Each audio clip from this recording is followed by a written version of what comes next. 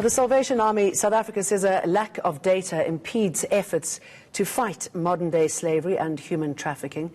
Joining me now in the studio is Salvation Army South Africa spokesperson Karen Holmes. Very good to have you. Thank you for coming in. Thank you very much. Tell us what the situation is, how bad it is and why we don't have this data. You know, Jane, yeah, it's true. There is some data, but most of the data is not accurate. However, we are finding that there are more prosecutions taking place and more people are telling their stories. And that is a big leap forward than where we was before.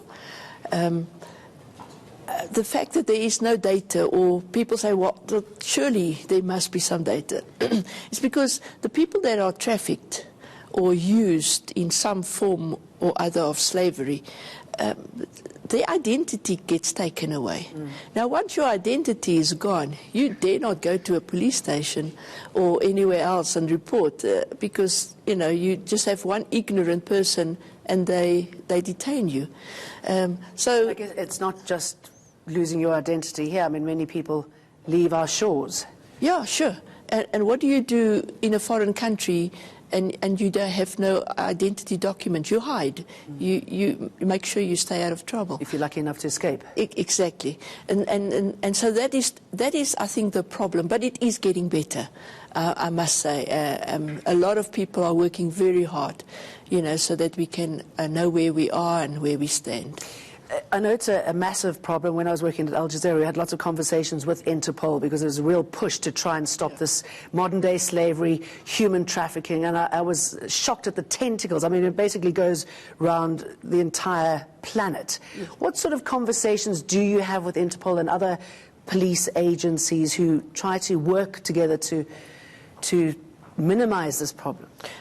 Well, the Salvation Army, the role we play is to bring awareness to the whole anti-human trafficking injustice in our country and elsewhere.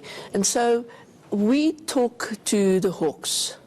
We work with other agencies like Network Freedom Network, etc., etc.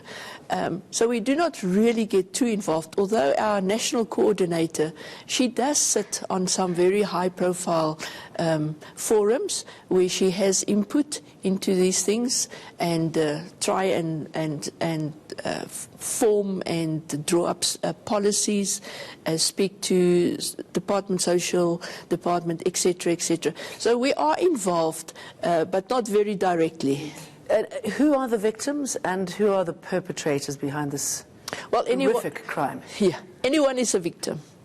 There is no sex, no age, no colour attached to this injustice that is gripping our world, not just our country. Can you give us figures? I mean, I know it's very hard, as you said, because we can't get that data.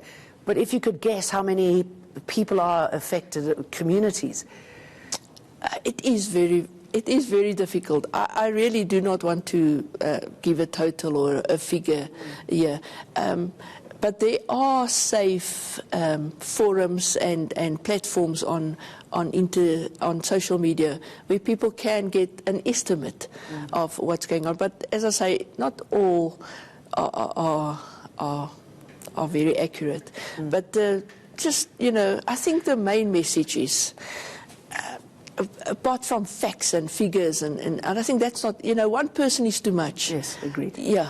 But just be careful, you know. We just recently heard of an elderly lady that was contacted by an elderly individual from out of the country. The lady is a South African. She's elderly, and he just volunteered to take her overseas on holiday. The family doesn't know about it. Nobody knows about it. What does he want this elderly lady to do for him? You know, you can imagine maybe, you know, who's going to check her bag? She's going on holiday, you know. The mind boggles, doesn't it? Yes, and I think those are just, people must just be vigilant, you know, just be aware of what's going on around you, etc. And especially if you've got children. Especially if you've got children. We just yesterday, you know, in the newspapers, a little 18-month-old was nearly taken in a mall in Pretoria East. Can I tell a story? Yes. A personal story. Yes. I was standing in a major chain store the other day just trying to pay an account. And the lady in front of me was busy, but her trolley with her child was behind her. And for 10 minutes, she had quite a few things to do. For about 10 minutes, I had a conversation with this little baby. And eventually when the mother turned around to come to the trolley, I said to her, your child could have been gone, because this child, after 10 minutes, was quite friendly with me already. Yeah.